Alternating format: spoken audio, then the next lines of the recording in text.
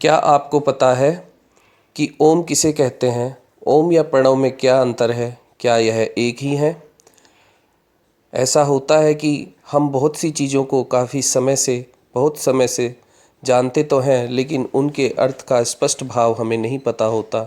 बहुत से ऐसे शब्द और वाक्य होते हैं जिनका हमें वास्तविक यथार्थ अर्थ का मूलतः ज्ञान नहीं होता, जैसे कि ओम, प्रणव, या हम जैसे भगवान शिव की आरती के इस वाक्य पे जाएं कि जिसमें यह बात आती है कि ब्रह्मा विष्णु सदाशिव जानत अविवेका, प्रणव अक्षर में शोभित यह तीनों एका।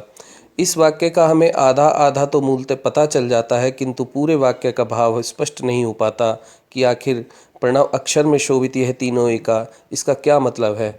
वास्तव में ओम को ही प्रणव अक्षर कहा जाता है, क्योंकि यह प्रणव का कारण है, यह प्राण है, ये इसमें ही सर्वस्व समाहित है। अभी इसी प्रकार ओम में 3 स्वर और 2 मात्राएं आती हैं। जैसे पहला स्वर आता है अकार, अकार से होता है सृजन।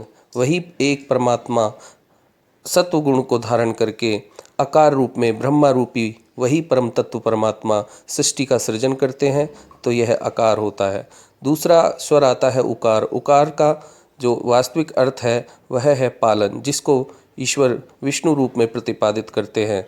और तीसरा स्वर आता है मकार। मकार का वास्तविक अर्थ है विसर्जन, विसर्जन यानी नष्ट करना, जिसको वही ब्रह्म परमेश्वर शंकर के रूप में, रुद्र के रूप में प्रतिपादित करते हैं। इसी प्रकार एक ऊपर जो मात्रा आती है जिसको नाद कहते हैं, नाद के ऊपर एक बिंदु चिन्ह होता है, तो नाद का मतलब वायु तत्व से होता है, जिससे हमारा तिरोभाव होता है। और लास्ट में जो अंतिम बिंदु आता है वो आकाश का प्रतिनिधित्व करता है। वह परम तत्व परमात्मा का स्वरूप है, जो निर्गुण है, निराकार है, स्वतंत्र है। परम तत्व परमात्मा परम ब्रह्म का वह सांकेतिक स्वरूप है।